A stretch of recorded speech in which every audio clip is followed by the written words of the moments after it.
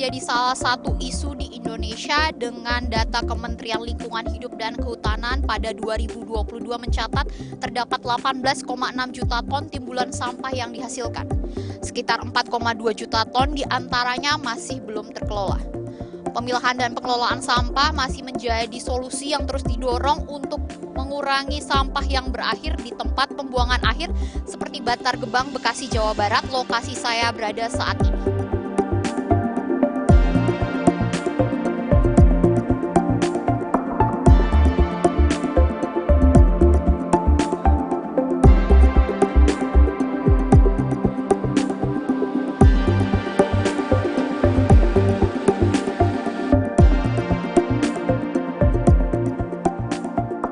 Jelang Hari Peduli Sampah Nasional HPSN 2023 yang diperingati setiap 21 Februari, sampah masih menjadi salah satu isu di tanah air. Dengan masih terjadi sampah belum terkelola dan bocor ke lingkungan. Padahal, sudah 18 tahun berlalu sejak 157 orang tewas akibat tertimbun longsoran sampah di tempat pembuangan akhir TPA Lui Gajah, yang menjadi latar belakang penetapan peringatan HPSN.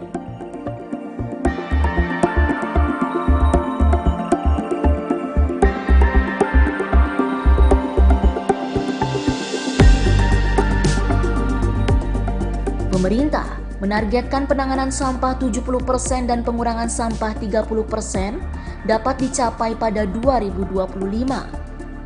Pada tahun yang sama, ditargetkan pula pengurangan sampah plastik di laut hingga 70%. Dalam pertemuan dengan media di Bekasi, Jawa Barat 8 Februari 2023, pendiri dan CEO Waste for Change Muhammad Bijaksana Junerosano menekankan pentingnya kolaborasi antara para pemangku kepentingan, pemerintah, swasta, dan masyarakat. Kolaborasi pengelolaan sampah penting dilakukan karena tidak hanya berdampak kepada lingkungan hidup, tapi juga sektor ekonomi seperti pariwisata. Selebritas Luna Maya juga menyoroti hal serupa, bahwa kesadaran individu diperlukan untuk menyukseskan pengelolaan sampah di tanah air. Pemerintah tidak dapat bekerja sendiri untuk menyelesaikan masalah sampah di berbagai daerah di Indonesia. Kita mau lebih intens kerjasama dengan pemerintah. Kalau mau bikin perubahan secara masif dan terstruktur, mau nggak mau kita harus merangkul pemerintah. Jadi kita tidak sedang memusuhi pemerintah, tapi kita ngomong apa adanya yang menurut kami perlu diperbaiki, yang bagus kita bilang bagus, dan kita juga ingin membantu supaya bersama-sama kita melakukan perubahan. Memang kita sadari nggak bisa kita berpatok atau bertumpu hanya pada satu pihak, tapi it has to be start from yourself. You are the people, and kalian adalah sistemnya, kalian adalah komunitasnya, kalian adalah bisa dibilang lembaganya ya, untuk bisa membuat ini jadi jalan gitu.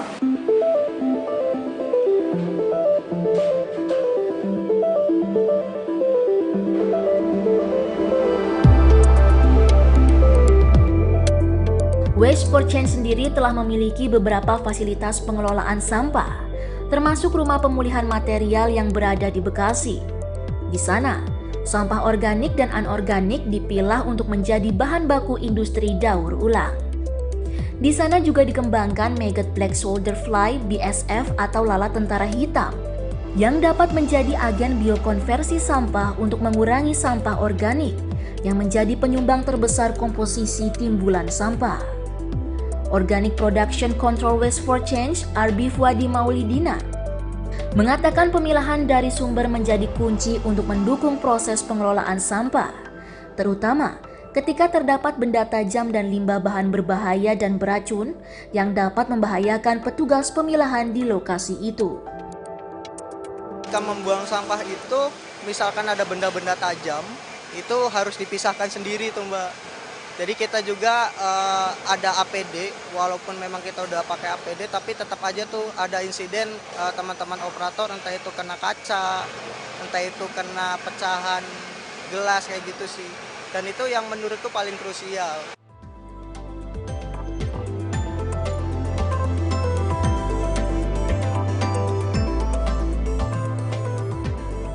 Sebelumnya, pemerintah lewat Kementerian Lingkungan Hidup dan Kehutanan KLHK menyatakan HPSN 2023 menjadi babak baru pengelolaan sampah di Indonesia menuju era nol limbah dan nol emisi.